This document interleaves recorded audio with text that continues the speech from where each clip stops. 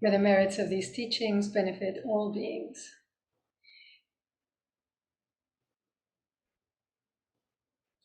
May these words help and not harm. May they clarify and not confuse. May they self-liberate, leaving no trace behind.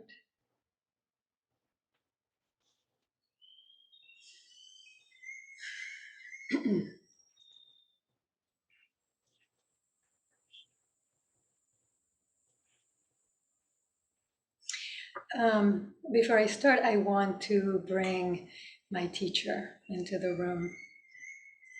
He's been with me. And this is Shugen Roshi in particular.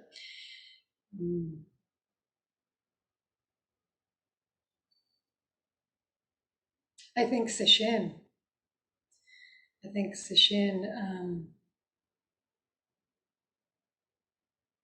reminds me of all of those times, all of those hours upon hours upon hours that I sat, in the same room with him, that I went in to do face-to-face teaching with him, that I heard his bell ringing me out, that I heard his bell inviting me to go deeper.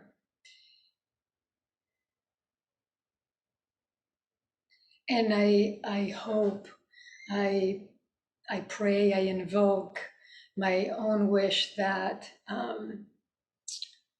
I honor even a little bit of the work that he did with me, continues to do with me in a different way, with you.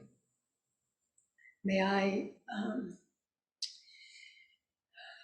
repay even a little bit of that grace.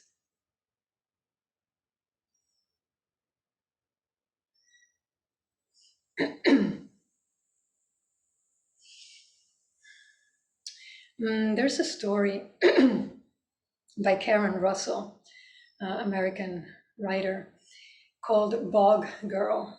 And it's an odd story. Karen Russell writes, I'm not sure what to call it. I mean, one of her books is called Vampires in the Lemon Grove, just to give you a sense. And Bog Girl appeared in the New Yorker some years ago. And it's an Irish boy, teenager really, who finds a girl in the bog. And I think this is true that in certain bogs, there's some combination of compounds that bodies remain preserved.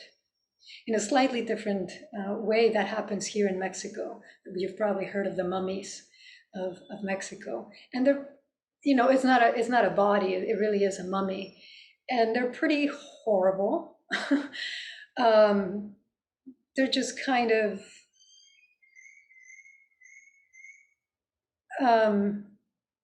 striking, let's say, to look at. But I remember going to see the mummies. I was a child myself. And it's Mexico, so it's the way they set it up is like the museum is kind of like a hangar. And this is completely a sidetrack, but I want to tell you about the mummies. It's like this hangar, and so you're going like through a tunnel in a sense, and the mummies are in these glass cases, and there's adults and there's males and females and babies and who've died of natural causes, who have not died of that natural causes, etc. And and the color is kind of brownish. And right as you're looking at I don't know, maybe 24 or more glass cases of these mummies, and then you come out, and then they have these candies in exactly the shape and the color of these mummies. I mean, who thought of that? And you're supposed to buy them and eat them and enjoy them, I guess. It's very strange. This is not that. These bodies in the bogs are very, they're not intact for obvious reasons, but they're pretty well preserved. And so the story begins with this teenager finding this girl in the bog. and he becomes enamored of her. She's very beautiful. And so he pulls her out and takes her home. And for the next few months, he lives with this bog girl, to his mom's chagrin, his mom's horror, really. And they sit her at the table and they have lunch. And of course, the girl is just sitting there. She can't speak. She can't do anything. And this boy becomes more and more enamored of the bog girl until the day when she wakes up. She comes to life due to his love and sees him and is completely enamored and turned of all of this love and care and attention that she's received over these many months. That brings her to life, and she wants to give it back, and so starts to walk towards him, and he completely freaks out and runs out of the house. And the mother realizes, okay, he's come to his senses, and convinces him to return the girl to the bog, which he promptly does. Now, why am I bringing this up? Why am I bringing it up during Sesshin? Because I've been thinking about loneliness, and I've been thinking about the ways that we do to try to assuage it. And all the many, I think, largely ineffective ways in which we try to,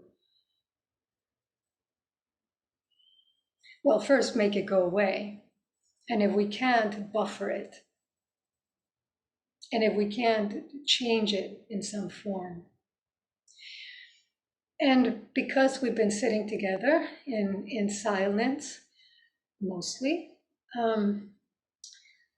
I was just feeling again very strongly the medicine that being with yourself in such an intimate way can be.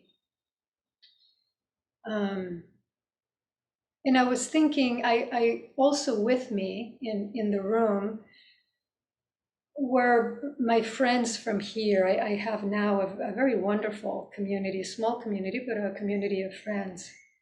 And I was feeling, just some of them, and in relationship to this, to loneliness, and I was trying to feel in myself, try to figure out, because some of them don't practice, most of them don't practice, and yet I see their ways of reaching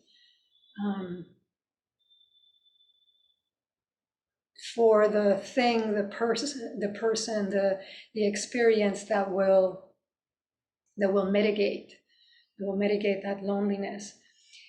And I was trying to think of how to speak of what Zazen does, specifically for this, to work with loneliness, how to explain to someone, how to express to someone that being so completely alone with yourself can show you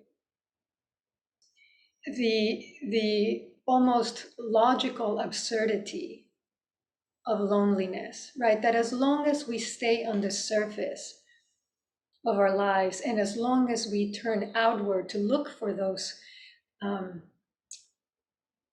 things or places, people of comfort, that it does get alleviated for a little bit, but that the real cure, which is not the best way to describe it, but the real medicine for this is to realize what aloneness truly is. Like that Dr. Bronner's soap, right? All one. That it actually really is that is the truth of each of our lives. But if I was to say to someone, well, just be by yourself for a little bit, would they believe me? That is, in fact, the way to deal with what a number of writers I've been reading, over the last few months, or really since the pandemic, a number of writers speaking of this pandemic of loneliness.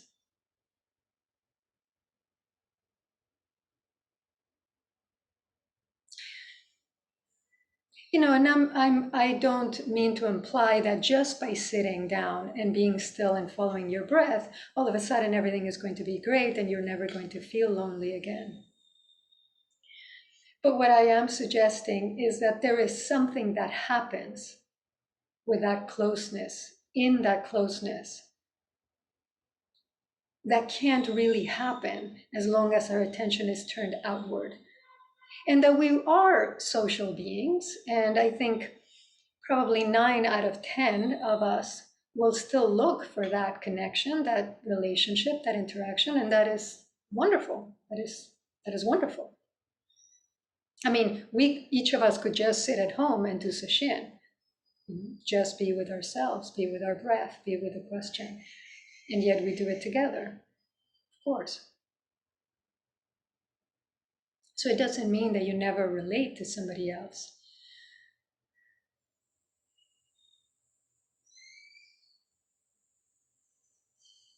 But I think of, and now more than ever, the ease with which we can externalize.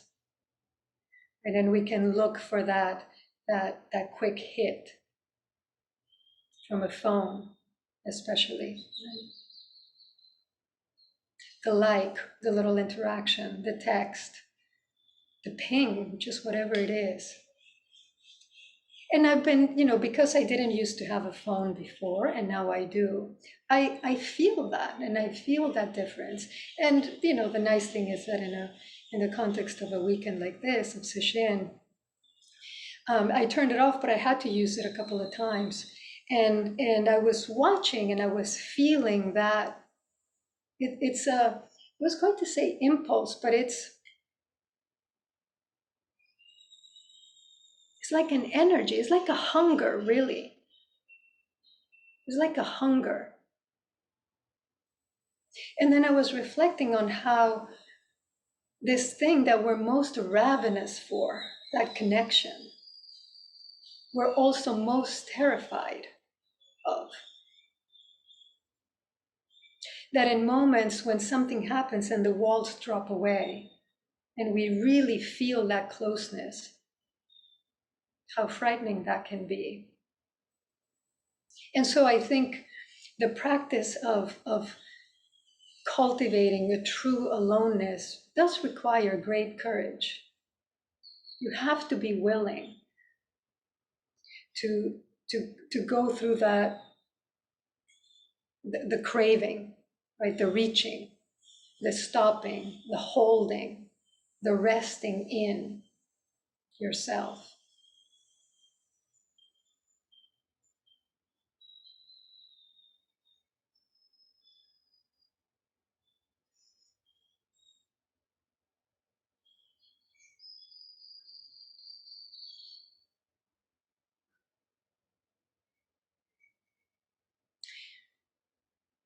Because although it's true that we can find comfort in some things,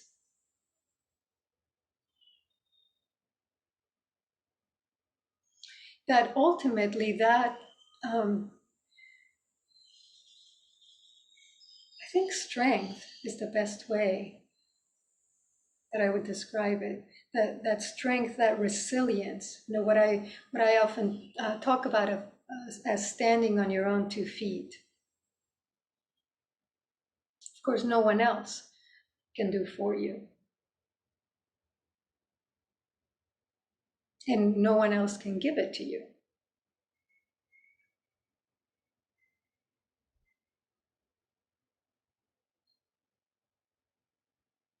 And in my years of practice, I remember being at the monastery and being surrounded by people, right? 30 people day in and day out, up to 100 or more people on a weekend. I was with people all the time. And for years, I would say probably 10, 15 years, I felt lonely. And some of that time I was in a relationship, in an intimate relationship, and I felt lonely. And I've been reflecting about that, on that. You know? And then one day I didn't. And I don't think the shift was just like that. I think something happened gradually over time. But I remember noticing the absence of loneliness. And I didn't feel it again until I went to New York City. And I was again surrounded by people. And I was living with people. I wasn't close to them per se, but we got along well. And I was constantly in crowds of people, and I felt lonely.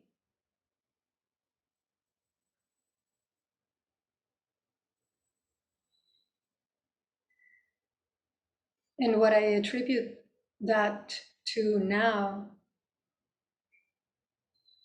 is something subtle and something that pains me a little bit to admit, but I think it's true, which is that I was looking for something from them. The people that I was surrounded by, that I was close to, I wanted something from them. I wanted admiration, I wanted attention, I wanted, well, at the very least, attention, right? That somebody see me and pay attention to me. But I don't mean that in a profound way. I just wanted to be validated, which again, all of us want.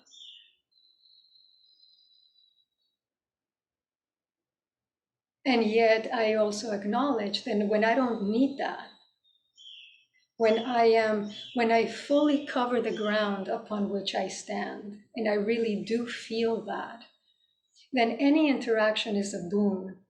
How wonderful to spend time with you. And if I don't have it, how wonderful to spend time with myself. That was the difference. That was the difference. And,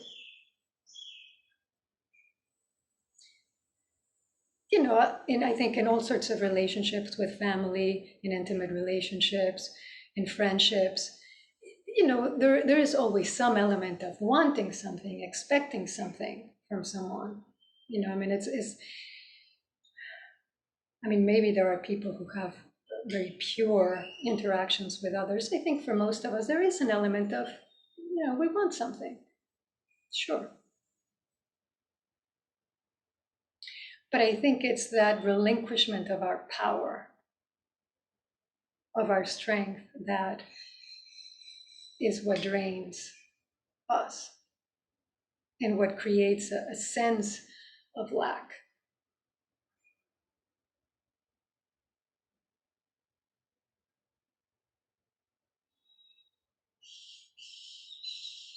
That poem that I've quoted a number of times in the past, and somebody shared with me some years ago, also kept coming up for me during Sesshin, the St. Francis and de Sales.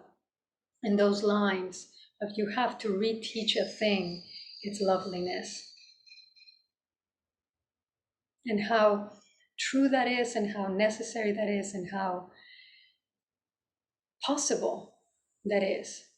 If you didn't learn it from somebody else, if you were not told you were lovely by your parents, by your peers, by a partner,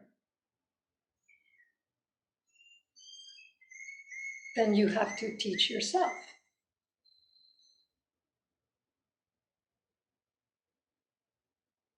And it's not unreasonable to expect that kind of attention from someone else, but you can't wait for it. And I think that's my point. Sitting on your seat, standing on your ground, you teach yourself that loveliness. And then lo and behold, it gets reflected. Life has a wonderful way of working in that respect, that when that is coming from you, then it starts to be reflected everywhere. But then, as Daido Roshi used to say all the time, so somebody praises you, oh, thank you so much. Somebody says, oh, you're awful, criticizes you. Okay. Okay. That's up to them. It's not up to me. I mean, maybe there's something I need to do, but you understand that point.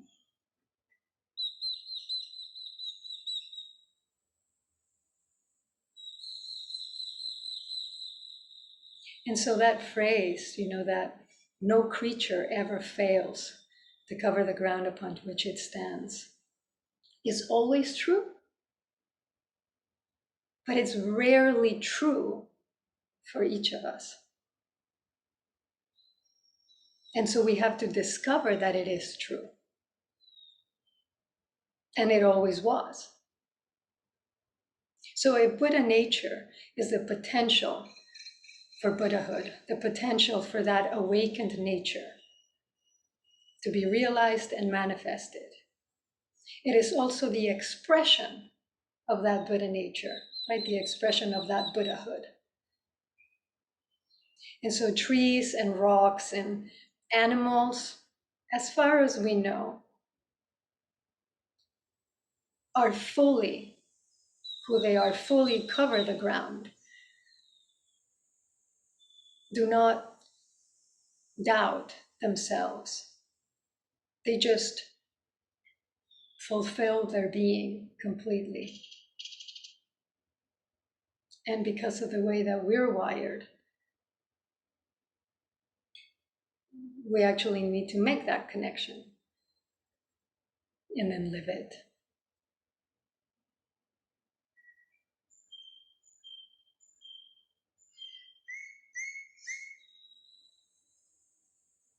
So sometimes you have to reteach the thing is loveliness so that it blossoms of self-blessing from within.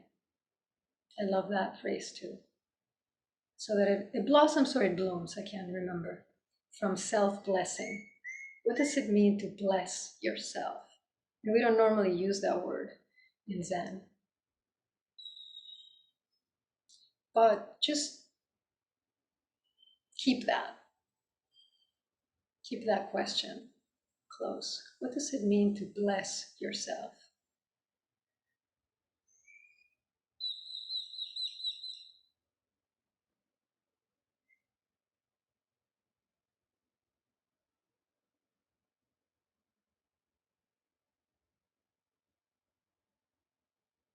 Maybe that's enough.